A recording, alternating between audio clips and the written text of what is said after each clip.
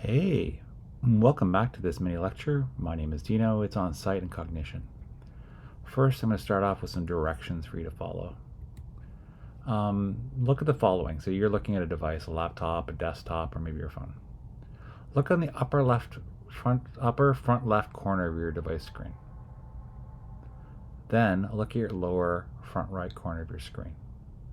Then look at your webcam or phone camera. Think about how do you look when you at these different points when we do this short. You follow these short directions. Most of the people think that you're basically making like a direction where you're looking at the upper left and then you make a line down to the lower right and then a line back up to the webcam. That is in fact not true. When you're looking at something, like say here you see a table of numbers, you don't see all of the numbers. You basically see whatever you're focusing on. So for example, you only see the numbers right in the middle of this table. When you sort of do concentric circles based outside of that area, it becomes lesser and lesser, less clear.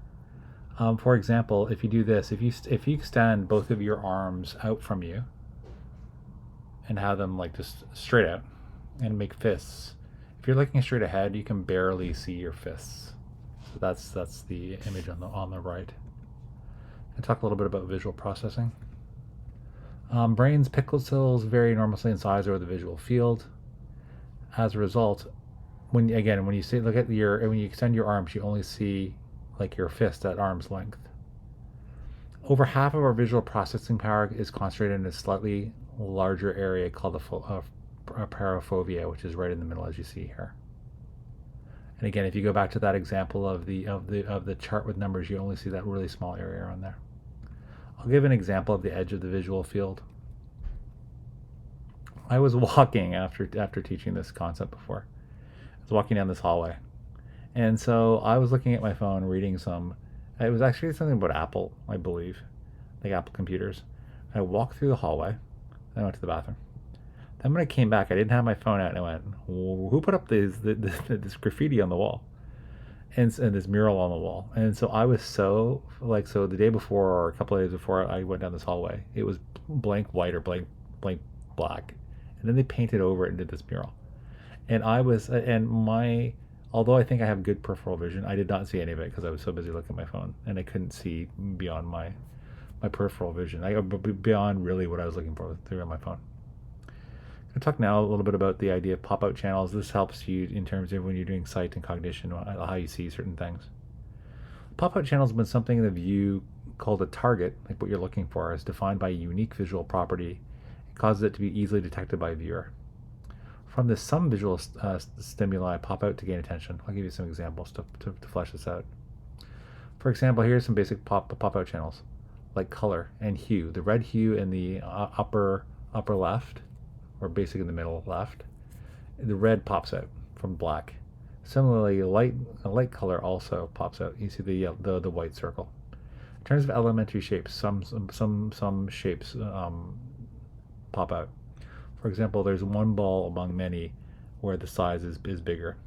Elongation, when this ball is elongated, that also pops out. Also orientation. A bunch of them are at left, right. This other one's at a diagonal. In terms of motion, if you have a bunch of steady balls, if you have one ball that's oscillating up and down, that will pop out.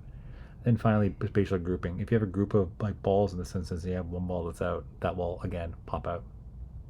Some more examples. There's a gray value, so the white pops out in the upper left. Elongation, we just talked about. Curvature, curved lines stand out from ones that are straight. A surrounded box will have that rectangle pop out. A triangle shape will pop out from a bunch of circles. A rectangular line with a surrounded color will pop out over other lines. A filled circle will pop out based on a bunch of open circles. A one green dot that's really sharp and a one red dot that are really sharp will pop out when there's a bunch of some ones in soft focus. If you add a cast shadow to one of these balls, the green balls, in the third row, that will pop out. If you have one shape that's convex and the rest concave, or alternatively the one concave and the rest convex, that will pop out. If you have a bunch of sharp vertices in one circle, the one circle will pop out. If you have joined lines and among a bunch of lines that are just straight, that will pop out. Finally, in the bottom column or bottom row, if there's one line that's misaligned, that will pop out. If there's one ball that's blinking, that will pop out from static ones. If there's one object moving left to right while the rest are moving up and down, that will pop out. And then if you have a phase of motion where most of the things are going up, the few that go down will pop out. That was Sight and Cognition. My name is Dino. Thanks for watching. Please feel free to like this video if you like it.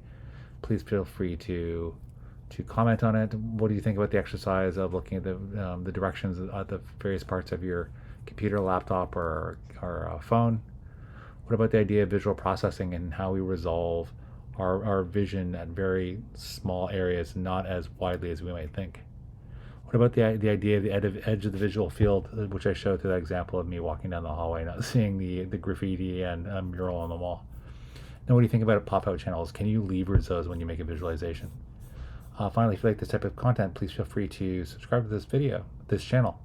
As always, thanks for watching.